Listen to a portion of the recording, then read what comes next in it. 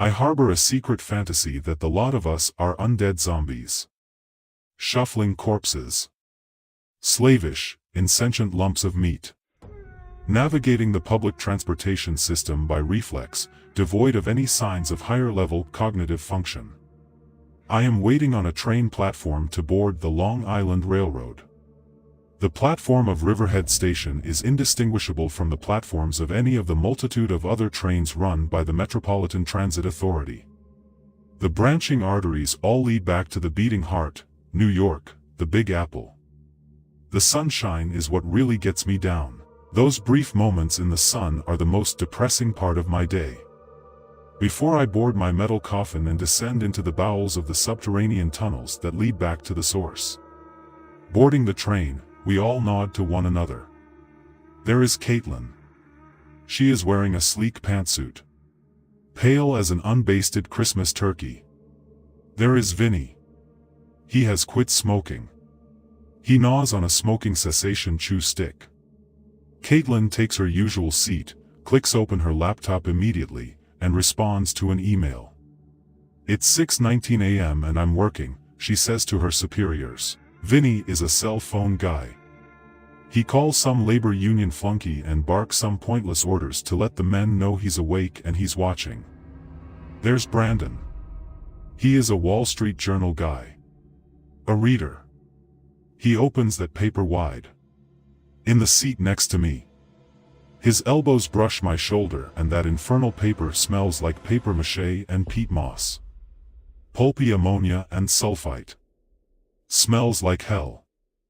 I get off at Grand Central Terminal Madison and exit through the bowels of the city. Bodies flow out of the trains when the doors open like the gates of navigation dams allowing water to flow down through canals to the next elevation. The corpus of the flowing bodies splits at little tributaries, some leading to the surface, where I am headed, others lower, deeper into the subterranean dungeon. I walk north from 47th Street to 53rd Street on Lexington Avenue. I blend in amid a stopping and starting throng of mindless streetwalkers that navigate communally like a school of fish or a flock of birds. We split at a street crossing with an Uber that didn't make the turn and is blocking pedestrian traffic, blocking the box. Then we swerve en masse around a homeless man sleeping on a cardboard box in the middle of the sidewalk, with a hat by his feet and a sign saying, "Homeless humiliated veteran. Please help." We do all of this mindlessly in comatose prisons, our unremitting corpses dragging us along. Our thoughts are closed off by the virus in a faraway chamber, unreachable and fortified. No one speaks to one another. We walk in silence. Heads lowered, zombified bodies still donning the starched and pressed suits of the living. Pallid faces are directed away from the searing sunshine. We are still draped in living, breathing skin that gives the appearance of life. I arrive at my building. I walk through the gray-streaked white marble lobby with a matching gray-streaked white marble reception desk, flash my badge, and place it on the turnstile into the building. I take the elevator down to the basement level. I stare blankly ahead with the feeling that the whole world is asleep. I walk into the dingy maintenance office suite, a shut-up room with pumped-in air, and I am back in another subterranean dungeon, away from the things of man. "Hey, duct tape," Greg says, nodding. Greg has thick-framed high-prescription glasses and an unassuming brown suit. He is a heavily balding 40-something Clark Kent-looking guy with paler skin and a bit of a gut. "Hi Sam," Gina says with a smile. She is about 30 and single and wearing a floral blouse over a casual jean skirt, clear leggings, and pumps. Gina has flowing black hair and dark eyebrows. She has a little rouge on her face and dark carmine lipstick. Gina smells like fresh laundry, with a spritz of lily flowers, waxy, light, and verdant. I can taste her on my tongue like a fruity Jolly Rancher candy. Back when I was still living, I crushed on her hard. "Morning," I say. The placard on my desk reads, "Facilities Maintenance Specialist." I report to the facilities operations manager, Jeremy. It is quite possibly the most useless job of all time. I can hear Mike Rowe's voice on a "useless jobs" special describing the stupidity of this position in vivid detail. Jeremy also sits in the same room as Greg, Gina, and I. Because why not house multiple levels of redundant management, literally right on top of one another? That isn't a rhetorical question. It is a statement I made once that cost me another job. Jeremy is on a Zoom call about a pesky HVAC issue with the 40-ton AC unit and chiller. This seems to confirm my suspicion that we are undead creatures, with ventilation just as stagnant as that offered to subway rats. Jeremy is a dusty, square man who moves in a choppy claymation manner like a character in a Gumby cartoon. Yeah, but the water loop. Right, Larry. How do we make sure it reaches the lower floors? I didn't ask you that, Larry. So, it's the chiller? Right, Larry. The chiller then? I didn't ask you that, Larry. And Bob, how many men will it take? What is it gonna cost us? Put in the requisition, Larry. We need to get his going, Larry. This isn't gonna be a problem now, is it, Larry? Today we both approached the same old-fashioned coffee pot at the same time. The one with the burnt-in brown crust on the bottom from warming stale coffee too long without the burner being turned off. These have gone out of style but are still seen these days in the waiting area of every dingy car mechanic's shop. I wait for Jeremy to get his cup and then fix mine. I add in the processed coffee mate, fake creamer, and add some stevia fake sweetener, to taste. Staring down at the putrid brown coffee in the styrofoam cup under the unnatural overhead lights in the subterranean room full of pumped-in air with the coffee mate clumping up into little floaters as I stir, I am certain that no living creature would take part in such a deadening ritual.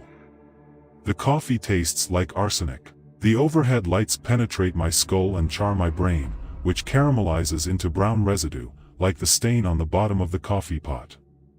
The stilted silence is intermittently interrupted by phones ringing on the floor.